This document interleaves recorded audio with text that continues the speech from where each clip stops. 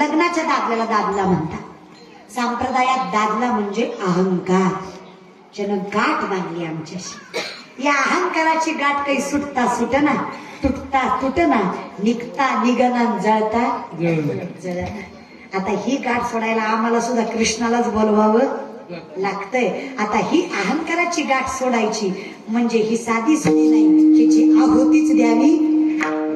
बदला मारून आहुती देईन मोकळी कर गे मला, मारून आहुती देईन मोकळी कर गे मला.